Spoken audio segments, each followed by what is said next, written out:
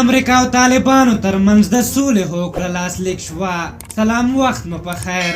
د امریکا د متحده ایالاتونو حکومت او طالبانو افغانستان ته د سولې راوستلو تړون لاسلیک کړ.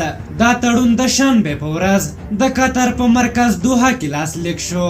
تړون د افغانستان لپاره د امریکا د ځانګړي استازي زلمي خلیلزاد او د طالبانو د سیاسي دفتر مشر ملا عبدالغني برادر له لوري لاسلیک شو. د لاسلیک د مراسمو پر مهال د امریکا د بهرنیو چارو وزیر مایک پامپیو او د ځینو نورو هیوادونو استازي هم وو.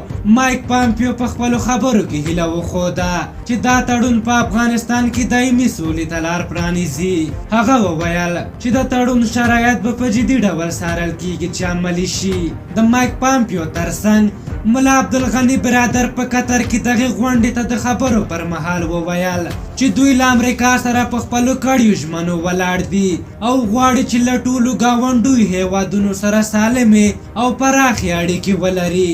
نوموړي له امریکا سره د 18 میاشتو مذاکراتو وروسته د سولې تړون د لاسلیک له امله وویل چې دوی اوس بین الافغاني مذاکراتو ته هم چمتووالی لري او په مذاکراتي ټیم غږ کوي چې د خبرو میز ته دې راوړاندې شي. نوموړي په خپلو خبرو کې وویل چې دوی له قطر، چین، جرمني، ناروې، ایران، ازبکستان، روسي او نورو هغو هیوادونو څخه مننه کوي چې د سولې هوکړه لیک په لاسلیک کولو کې همکاري وکړه.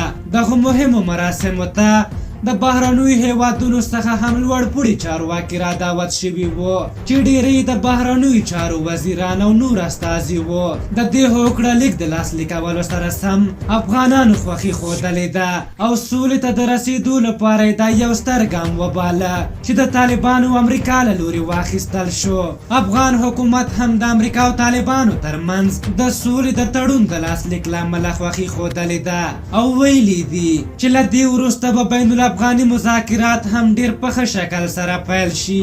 د یادولو ده چې د طالبانو او افغان حکومت ترمنځ به بین الافغاني مذاکرات د مارچ په 10 یا د هود پر 20 نیټه پیل شي. په هر حال دغه تړون د افغانستان په خیر شي. تاسو د دغه موضوع په حق له نظر لرئ؟ خپل نظرونه راته په کومنټ کې ولیکئ. که زموږ ویډیو مو خوښه شوې وي ضروري لایک کړئ. تر بلې ویډیو مو په لیوه بخون کې خدای سپارم. د الله په امان.